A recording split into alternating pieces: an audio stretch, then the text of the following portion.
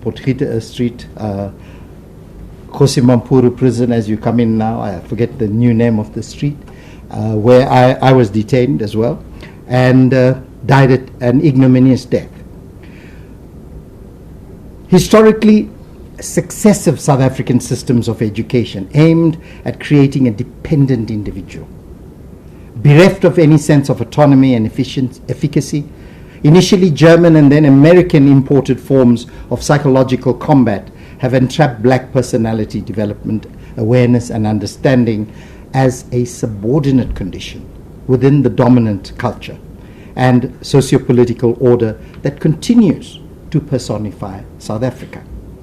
As a body of theory and praxis, there is little evidence that social science has bothered, social science and the humanities have bothered to study majority world behavior and experiences, let alone that of black people grounded in black or African cultural and philosophical antecedents. And when I say majority world, I'm talking about all that world that is not North American and Western European, the global North. It's a minority world. And even in terms of population, it probably makes about 1 billion. Certainly successive accounts, colonialism, apartheid, imperialism, globalization, and neoliberal democracy resonate the voices and thoughts that have developed elsewhere, as any casual look at our history and our woefully inadequate education demonstrably shows. Biko, as you know, grew up in Ginsberg in King Williamstown in the Eastern Cape, which was a hotbed of opposition to the apartheid state from the late 50s. And the Pan-Africanist Congress of Azania, PAC, called on blacks in March 1960 to leave their apartheid passes that permitted them to be in urban South Africa. Once you hit 15, 16, you had to have that at home, and present themselves for arrest at the nearest police stations on 21st March 1960. Well, the rest is history. Police shot and killed scores of mainly women, children, and elderly men in the back. Subsequently, on the 8th of April 1960, Prime Minister Verwoerd banned the ANC and PAC. A clear hiatus occurred in political activity during the 60s, which the state replaced with Bantustans, urban Bantu councils, Indian councils, colored councils, and there was a palpable fear and sense of control. Very few people were willing to talk, even if there were two of them. You know, you would be very vigilant and watchful. Even the very walls had ears. At home, you were afraid because you didn't know who was working with who. First, there was 90 days detention. Then it got increased to 180 days. And then in 1967, the notorious Terrorism Act was enacted, which now could hold you indefinitely without access to anybody except your jailers, and no court could intervene. At the founding SASO meeting, which was held in July 50 years ago at the University of the North, now called University of Limpopo, Steve Biko was elected its first president. At the General Students' Council the following year, he became publications chair, and soon thereafter he wrote under the pseudonym Frank Talk, until his banning by the apartheid state in February 1973. 8 of us were banned: Bani Pichana, Steve Biko, Harry Nengokulu, and various others, in February 1973. Some of us in urban areas were house arrested. So from 6 p.m. to 6 a.m. the next day, I was confined in this flat with my mother and 2 brothers. You could not leave that flat.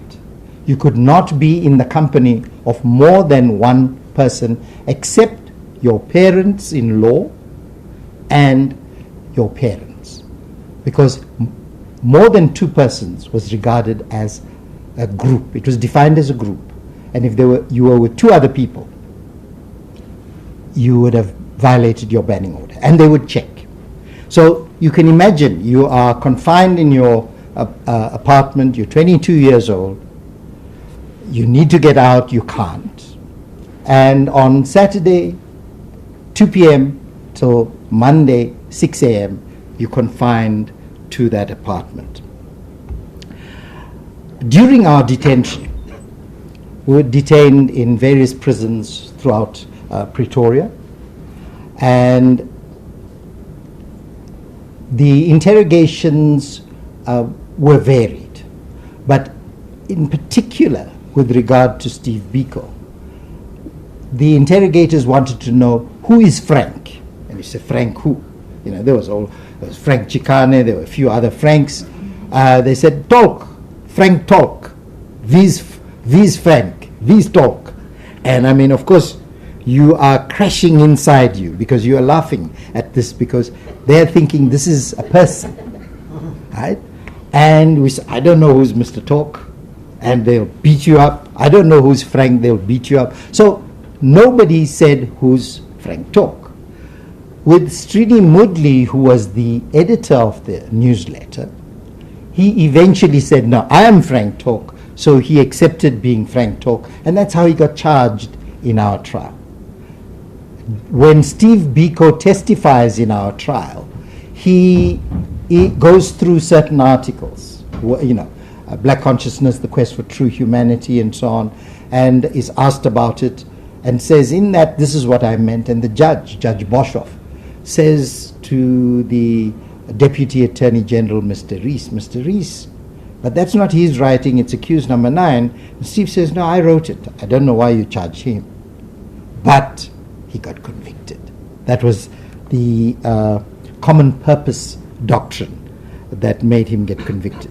So the wealth of Biko's works can be traced to when he was 23 to 27 and reveal an insight and timeless relevance that finds meaning in contemporary South Africa. His tour de force was the testimony he gave in the trial in May 1976 as the main defense witness in the Marathon Sasso BPC trial, where I was the first accused. Others were Muntu Mieza, Musio Lekota, Pandalani Nefolovodwe, Kwenkwe Nkomo, Kabaroni Sidibe, Zitulele Kindi, and of course Srini Mudli. Biko's testimony was portrayed very well by Denzel Washington in Attenborough's movie Cry Freedom.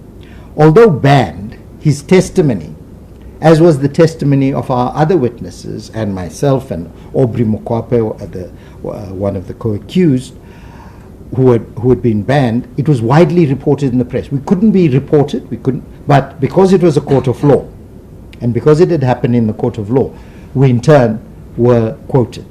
And that exposed Biko to the widest audience possible, because all over in the newspapers, Afrikaans and English papers, it was publicized.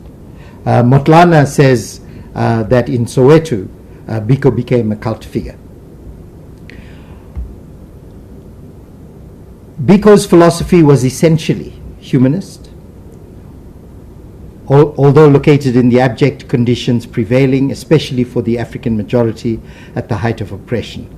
Delving into the black psyche, trapped within a virulently racist and hostile environment, confronting constant physical and psychological assault, diminution and reification, that making into a thing, that object, the other, from the Latin word reus.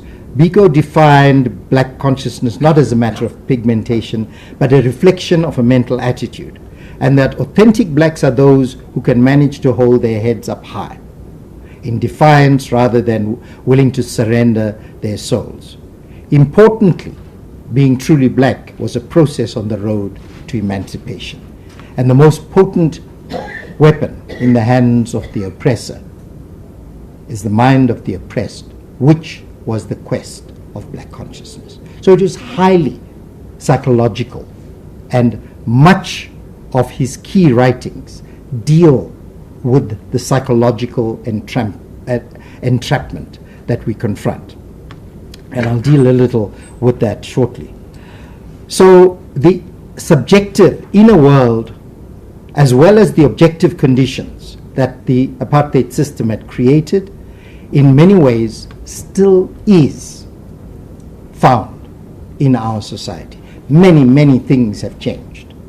You see the landscape changing dramatically, but the cobwebs of our minds, the physical segregation, has bred psychological segregation and inferiorization. We do think, in the company of anybody else, am I secure enough to feel that way? And when certain institutions, perhaps like this one, where it has been traditionally part of a group, the interaction may be insecure. Hopefully that period is past. Besides the apartheid legacy, black consciousness was the only South African theory and practice. So the two native ideologies in this country, Verwoedian apartheid and black consciousness, borrowed from different places, but there's no other native ideologies in South Africa since the Act of Union, 1910, when the two British protectorates and the two Boer republics, after the Anglo-Boer War, so-called Anglo-Boer War, and rapprochement takes place, the Act of Union creates South Africa. Until then, you have no South Africa. By the way, we're one of only 4 countries in the world to be called by a geographic name. Central African Republic. Well, South Africa is the oldest, by the way, but Central African Republic, South Sudan, there's one other, all in Africa. Western Sahara. Thank you. Elsewhere in the world, we say North Korea. They don't call them, they say Republic of Korea, etc. The English language creates the North and South. So you see, there is the value of language and how it's used and how we internalize that, and it can impact on us. Black consciousness was influenced, amongst others, by negritude, Pan-Africanism, civil rights movement in the USA, and despite the works being banned, Aimé Césaire, W.E.B. Du Bois, Fanon, Kwame Ture, Malcolm X were widely read in our circles in the late 60s and early 70s. What may be called black conscious psychology would enable black people to emancipate themselves from any constriction of historic or other determinism that in any manner or form, subtly or otherwise, construes them to be appendages of anybody else but themselves, freeing us to live meaningful lives complete in ourselves without having reference to external affirmation. It recognizes that psychological health, social and economic problems in our lives were produced by colonialism, apartheid, and racism. It places black lives at the center of this field of vision without in any way diminishing the other, even if the other were the source of the erstwhile psychological and physical inferiorization and diminution. It therefore positively reframes the misnomer that black is an aberration from normalcy, where white tends to be accepted. Once the wrongly attributed deviance has been breached, equity is achieved, reducing dissidence and dissonance for the self and for the other, making society safer for all. As Ruth Bader Ginsburg put it, protecting our country for change. Black value conflict and identity dissonance occur throughout the lifespan, where a certain state of alienation is internalized, self-rejection occurs. Other writers call it black hate, because we attach meaning that is white to all that is good and desirable, equating good with white, which arises out of development from childhood. Just look at the the Hutu Tutsi massacres in 1994. I mean, when you go there and you ask now, who's Hutsi, who's Tutu, I mean, who's Hutu, who's Tutsi, you can't make out who is who. It's ascribed. And Leopold's legacy, read The Ghost of Leopold, singly responsible, more than Hitler, for more killings, and that in the last century. And that persists, that legacy. The Catholic Church played a dastardly role there. Apparently, if you had a flatter nose, then you were one. If you had a sharper nose, you were another. So, black consciousness desires to infuse the black community with a newfound pride in ourselves, their efforts, their value system, culture, religion, and outlook. Biko emphasized the interrelationship of the self and the emancipatory program. Now, Martin Barrio talked of psychological liberation in Ignacio Martin Barrio in the Latin American context.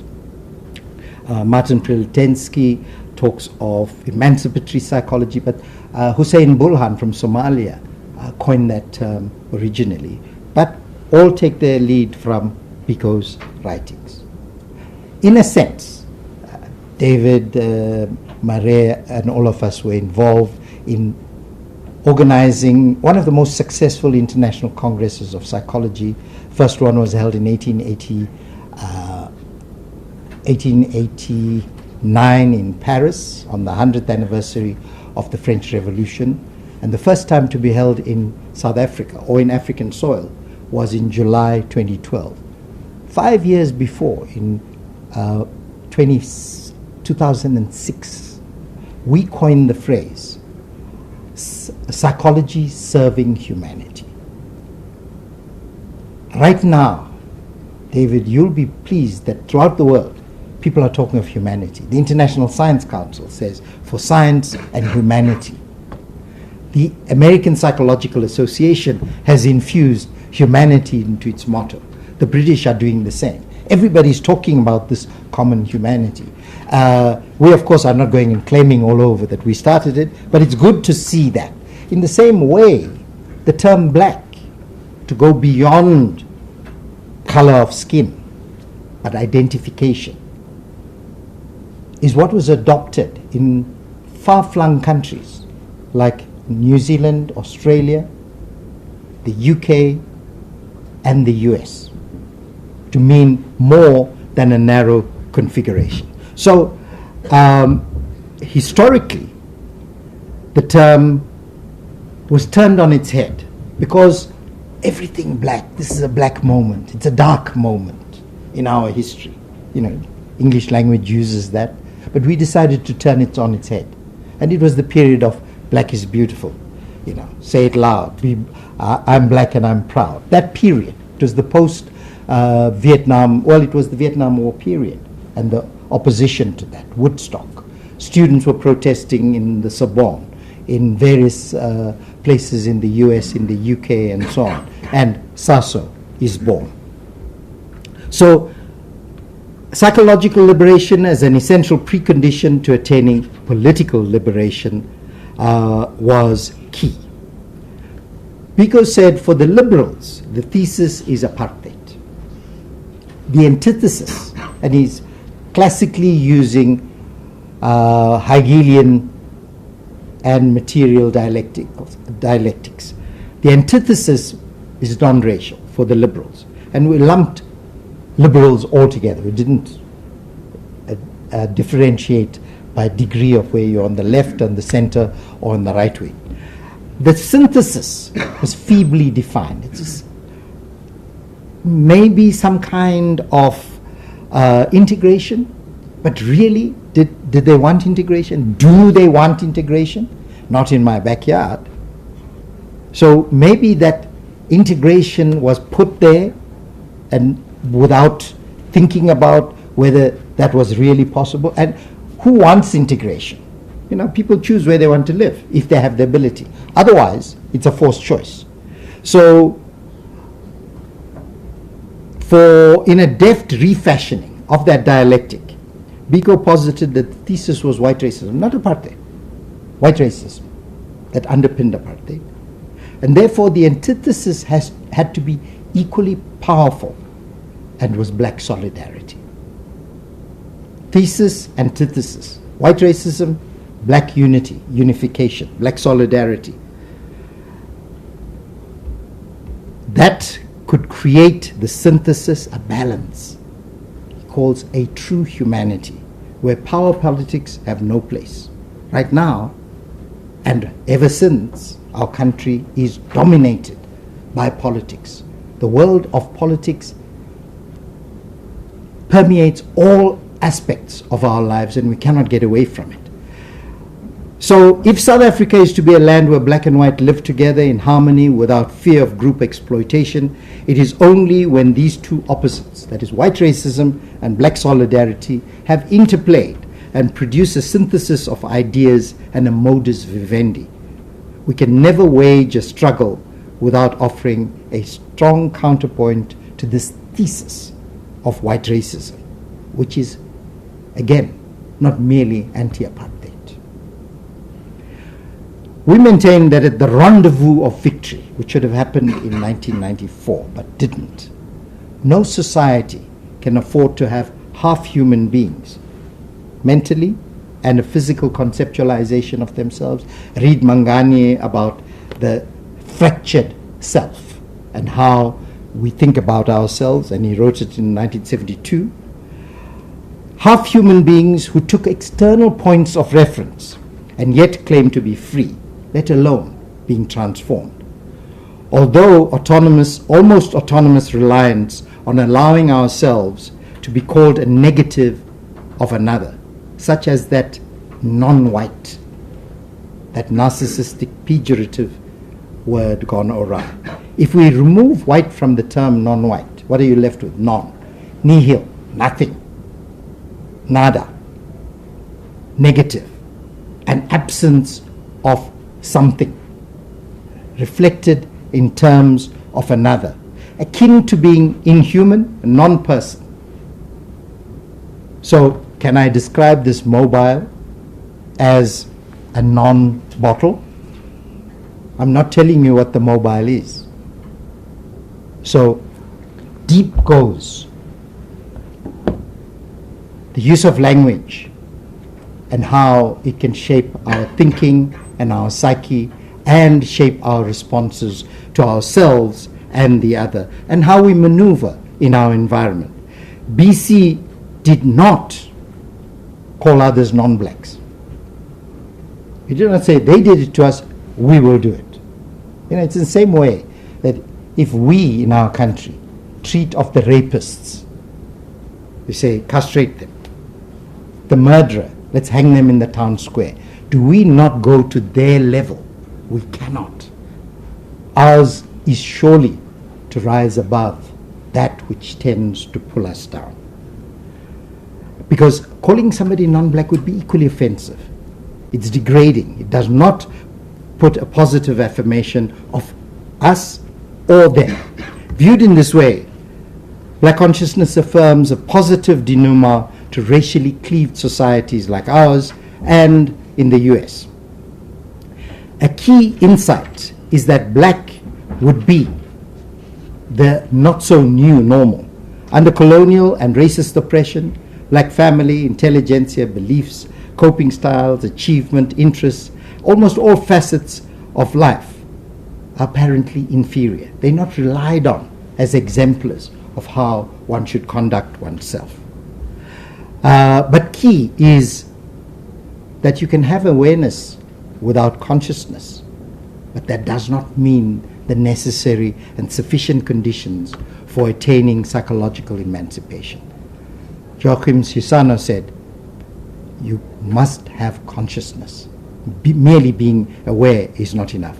Einstein said, no problem can be solved from the same level of consciousness that created it. So, I'm going to go to a simple conclusion so that you can challenge and raise questions.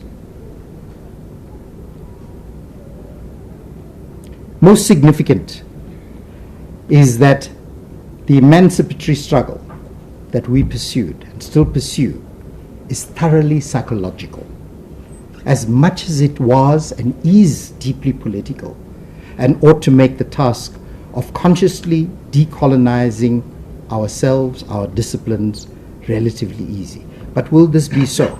Mandela said of Biko, they had to kill him to prolong the life of apartheid. If Biko hadn't been killed, his attempt to unite the liberation movements would have succeeded. The course of our history may have been qualitatively different. We know today that when in the life of a nation the time comes for an idea, nothing, not even murder, can kill that idea. Again, Mandela, he called it the spark that lit a felt fire across South Africa, which is why we should continue that quest, where all of us, black and white, male and female, in our country and elsewhere, can emancipate ourselves from the shackles of bigotry, history and circumstance, and biology, so that we can regain our humanity without rancor or bitterness. We can then be truly unshackled from our historic subjugation, enabled to realizing our humanness, serving all of ourselves, all of humanity. Thank you.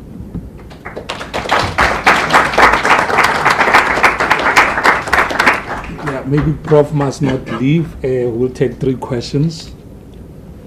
One, let's get the hands, because we don't want inspired questions from other questions.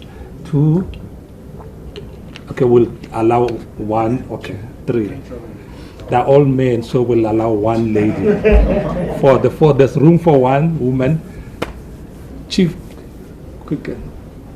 You just handle it. Biko. Perhaps insignificant, maybe. I very well remember the period, the eruption of the consciousness movement. Even though one was hardly athletics, but it, in my head, began as a cult for select university within a very select group of people. What that managed to do with the little heads managed to bring a very powerful awareness amongst collective. It's got more awareness, in my opinion, than any other political movement that was there at the time. We started to see ourselves, to understand who we are in the scheme of things as human beings. We started to appreciate our color. We saw our mothers throw away their wigs and their ugly creams. We saw fashion change. We saw theater change. We saw an awakening of a real movement. What subsequently happened in the next 2 decades was phenomenal. But then it tapered off. We've seen an almost reversal of those gains today. We have our children that are striving more and more to be something else other than they are. I'd like to ask if is there a concerted effort to reawaken that philosophy in terms of perhaps prescribed curriculum? Is there a reawakening of the movement other than having nice intellectual discussions? Good. The president has been said, now it's there. Thank you so much, Prof, for an inspiring presentation. I struggle with the dialectics that Biko speaks about in terms of white racism and black solidarity and true humanity. Specifically where he speaks about a society that is devoid of power relations. And when we look at this conversation today, we reflect on it, this conversation that happened in 1970, 1971, and we look at how society has been built up now, as though the disparities of power are actually increasing as opposed to humanity coming together as a collective. So I want to find out, in hindsight, and reflect on this conversation, whether we can truly, in how societies are constructed, we can really speak about a society that exists devoid of power relations. Okay. three.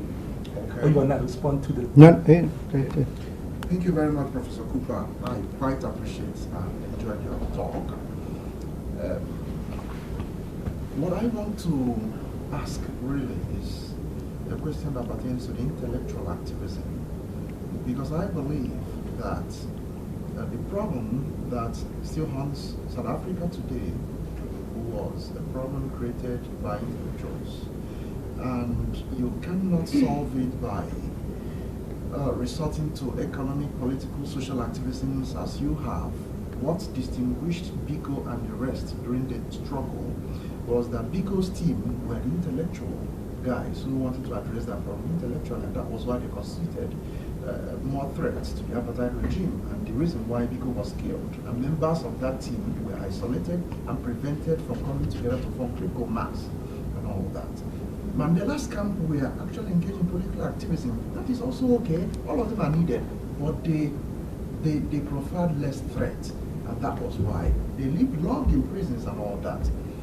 Now, after apartheid collapse and all that, we have seen that the problem hasn't been solved. The South African society is still very much segregated. People are still living in prisons nowadays. When you walk the streets of Arcadia and Melville and all kinds of places, you see Europeans now living in prisons. Walls, electric fences, and all those are prisons.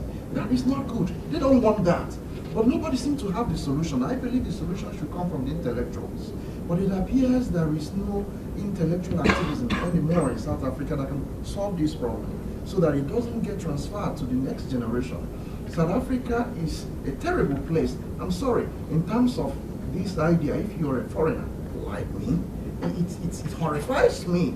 The society, the architectural segregations and all that is terrible in a modern society. Never experienced anything like that. And it makes me feel threatened, let alone those who are living there. What can intellectuals do? Your generation did wonderfully well. You were repressed and suppressed. Now, what are you people doing now to ensure that a new set of intellectuals are brought together, form a critical mass across different racial divides? They can come together and solve this problem for everybody, because from the look of things, no one is comfortable with the situation or the solution. Thank you. Okay, I think that the kind of theoretical constructs Biko put forward were very appropriate for that period. With the advent of democratization in our society, we made the colossal mistake of thinking and moving 180 degrees. We left the system of apartheid and moved to this liberal democracy without in any way acknowledging, even till today, that we're a society in transition. We rejected being in transition and that we will continue. The result is we continued the entire superstructure and infrastructure of the past and increased it. And then Zuma magnified it. And actually, in my view, was the cleverest in a cunning way of all his predecessors put together, because he saw opportunity where others didn't, or they saw it and ignored it, and he passed those on to his friends and others, including three wise men from elsewhere. So our society, every time people talk, people don't want to get into the political realm, but we're affected by politics, and it is political. The solution, can it be political and left to the politicians and the parties right now? I think we're in a post-party dispensation. I think parties have failed us. I think something else has to happen. That change has to happen from social formations, from youth formations, saying that we have been failed. We cannot rely on you. Because the moment you begin to entrust somebody, all of a sudden, this is the era of social media, there's a huge amount of information about how bad Saths is and was. So we don't have ethical commitment. In fact, we don't have what our group has been inculcating. We call ourselves the 70s group because our activism was there, but really we come from the late 60s, and it's open to anybody who was not part of the apartheid system. If you supported it is one thing, but you are not part of the apartheid system. Right? And it believes in mutual respect, leading by example, and the right to disagree, consensus decision making, integrity, ethical engagement, accountability, transparency, and we abide by anti-sectarian, anti-racist, and anti-sexist, not non, because it's neither here nor there. It's an active being anti-sexism, being anti-racism, and being anti-sectarian in belief, because I can be Muslim and you can be Protestant, but surely we can agree on something and break bread together. Manas Buthelezi, who was the bishop of the Lutheran Church, said to me in the early 80s, I cannot say to somebody else except my version of the Bible, otherwise I won't talk to you. Ours is a job of building bridges. And to build bridges takes a lot of energy, takes a lot of resources, structural and other engineering, testing. It takes an idiot with a bomb to break the bridge, to destroy the bridge. So yes, the challenge is an intellectual one. And sadly, for at least 20 years of this democracy, there's been an abiding anti-intellectualism that has been apparent. Ask not what you can do because your government will do for you. That's why we talk of service delivery.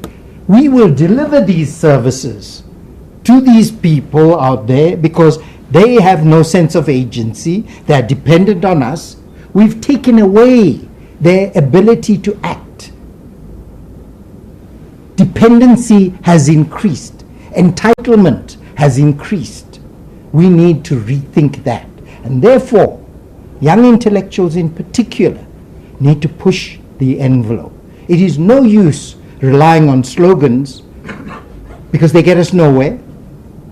The PAC had a term, and there wasn't any vote then, but they called people who just went around voting cattle. You just vote because you're a mass. We'll bus you in, voting cattle. We are human beings. We have the ability to act. And Tsepo Koka, our job is to make sure that we reinfuse in our history the positives, the stories that abound about us. The things that are there, the people that are there, that ought to be affirmed. We're an ungracious nation. We take for granted. And all around us, people who have contributed in various fields, not only politically, die without a mention. That lack of graciousness. Yet, each of our groupings, except the narrowly English, everyone, Afrikaner, take any of the languages, there's a sense of community. You reach out. You don't just say Tom. English does. You say Utata. You say Tani. That sense of community is there. Why can't we reinculcate that? Why do we have to go this dismembered, westernized way that injures our sense of self and our sense of community? So we need to ensure that which is good amongst us is affirmed. Very few of us know that there's, somebody sent something on one of my WhatsApp groups recently about an architectural find, a huge foot that is centuries old in Swaziland. We don't, anywhere else you go in the world, they'll show you all sorts of things. We've got artifacts. The second tallest waterfall in the world is in our country, the Tugela Falls. But we don't recognize it. There's nobody going there, no tourism, and so on. So we don't affirm what we have, and that's the starting point. Affirm that which is good, affirm that which is common to us, rather than exacerbate the difference. Deal with the difference, yes, but should it be a barrier? And psychologists do all the time. We study differences, individual differences, but no two people act, think, and work alike, except in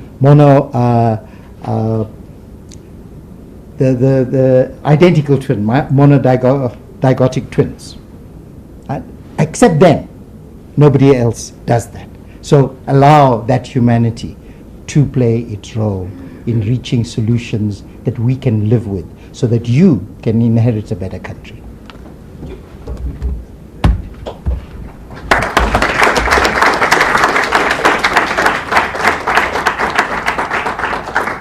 The fact that we have had Professor Cooper here answer partly the question, it has started, the students are here, we are learning all of this, the space has been created, and the question of Karabo is for the next semester to address.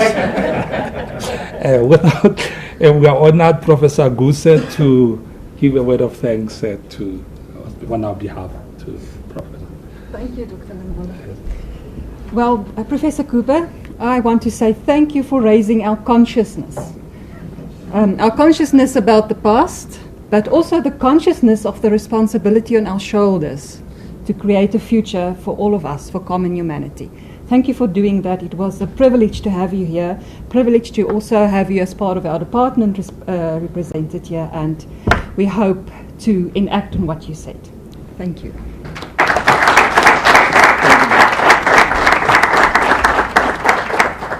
As a token of appreciation and to continue challenging Professor Cooper, we have a gift for him, a book edited by Leonard Brake, HOD Philosophy, and Sipokazi Magadla, entitled Ubuntu Curating Archive. Is a collection of essays published not long time ago by UKZN Press. He was at one point, Professor Cooper was the principal and vice chairman who saw to the foundation of UKZN from Durban, Westville, and the former University of Natal, where Steve Biko, the medical doctor, student, started. What you say? Thank you, ladies and gentlemen.